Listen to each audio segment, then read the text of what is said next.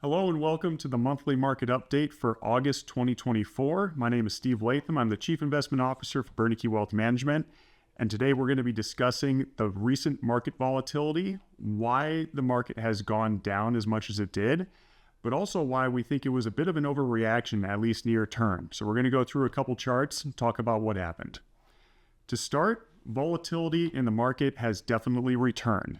The way that we view this is through something called the VIX index, which you can see on the bottom half of your screen. And just over the last couple weeks, we've seen the VIX go from below 20, which is seen as a relatively stable market environment, spiking almost all the way up to 40 just in a short period of time. Now that's indicative of a lot more buyers and sellers coming in and buying stocks and selling stocks. And in this instance, it was selling stocks in a very quick clip. The top chart here, we can see the S&P 500 just over the course of a couple days dropped pretty precipitously from its highs, and really going back 3 weeks, it's come off of its highs. But if you draw that out throughout the entire course of 2024, which we've done in this chart, we're really only revisiting levels that we were at back in early April. So from our standpoint, this really was somewhat baked into the market in the sense of the stock market had gotten relatively overvalued in a relatively short period of time, albeit the fall was relatively quick. We don't believe that we're set up for falling precipitously further in the near term. Now, part of the reason why we saw that volatility return is there was economic data in the form of jobs market data that suggests lower employment or employers reducing the amount of employees they're hiring. And so for the month of July, we saw jobs data come in for non-farm payrolls at 114,000, which grossly undershot the estimates of 175,000. And as you can see in this chart, we have been trending lower as far as monthly job ads since the beginning of 2021. This definitely spooked the market, in addition to a number of other economic data points that came out within the week. And we believe that this was the primary point that kind of sent everything off the cliff in the preceding week. However, if you look underneath the hood at what that jobs data showed you, it's not all that bad. Yes, we are hiring fewer employees, but we're coming off of a very large amount of hiring throughout 2021 and 2022. Yes, the unemployment rate did tick up to 4.3%, which also overshot the estimate of 4.1%. We can see that on the left-hand chart here. However, one of the reasons why the unemployment rate went up is because more people were entering the jobs market, and we can see that through the participation rate in the labor force over here.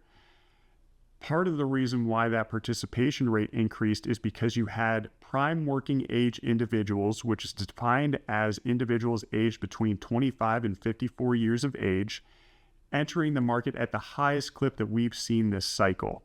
So really, in essence, if you dig underneath the hood of what this jobs data looks like, you're seeing more people entering the market, which is a healthy state for the economy, meaning that they can go out and get jobs that are available. There still are millions of jobs available, as judged by the JOLTS report that we see on a monthly basis.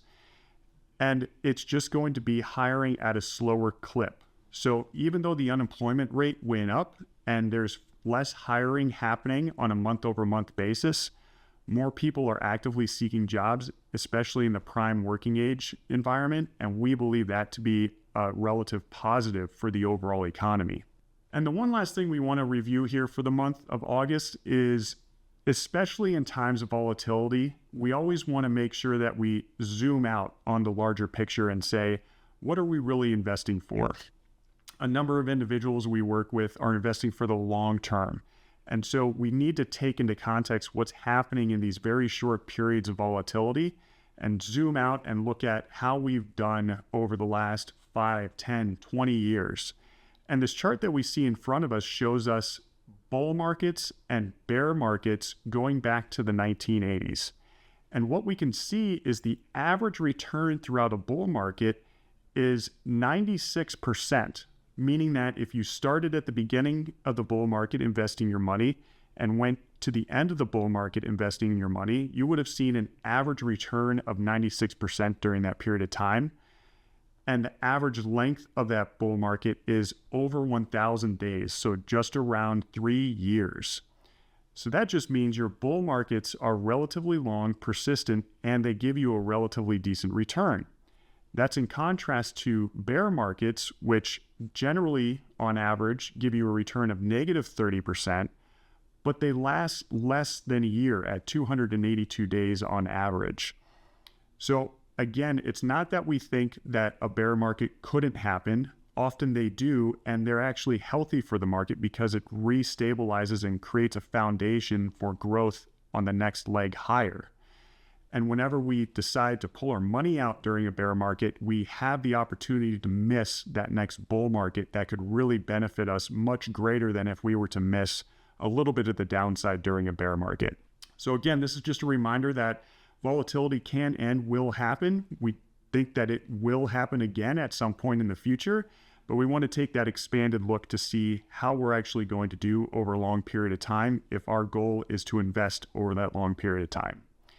If you have any questions on this recent market volatility or where we think the market's going in the future, feel free to reach out. Don't hesitate to give us a call. Thanks for tuning in.